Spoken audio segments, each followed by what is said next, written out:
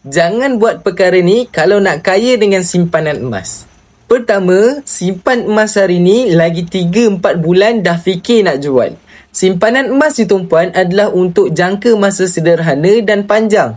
Kalau ikut pakar kewangan, mereka sarankan kita simpan emas sekurang-kurangnya 2 tahun ataupun lebih. Jadi kalau kata tuan-puan simpan emas dengan niat 3-4 bulan lagi nak jual, maka simpanan tersebut tak sesuai kita alihkan ke dalam bentuk emas.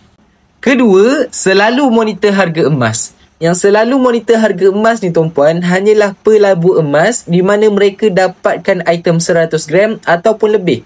Nilai 100 gram hari ni sekitar RM60,000.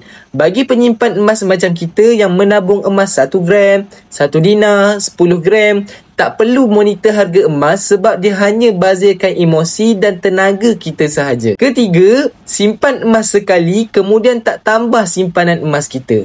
Nak kaya dengan simpanan emas ni tuan-puan, sebenarnya bukan tengok berapa banyak emas kita ada, tapi tabiat yang kita bina dalam menyimpan emas. Bila kita konsisten menyimpan emas setiap bulan, dari situlah kekayaan kita semakin bertambah. Kalau kita simpan 1 gram sekali dan tak tambah simpanan emas kita, walaupun harga emas tu meningkat 100%, tapi kita tetap takkan kaya dengan simpanan emas yang kita ada.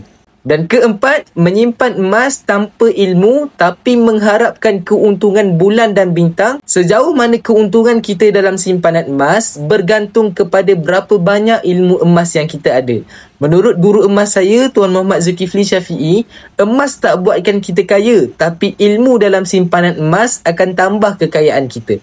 Bila kita ada ilmu ni tuan-puan, kita tahu apa yang kita nak buat. Kita boleh minimumkan risiko dan maksimumkan keuntungan kita dalam simpanan emas. Jadi untuk tuan-puan yang masih belum ada simpanan emas, nak saya bantu mulakan simpanan pertama, boleh isi beg biru dekat bawah atau rujuk pin video, saya akan bantu tuan-puan dengan sebaik mungkin.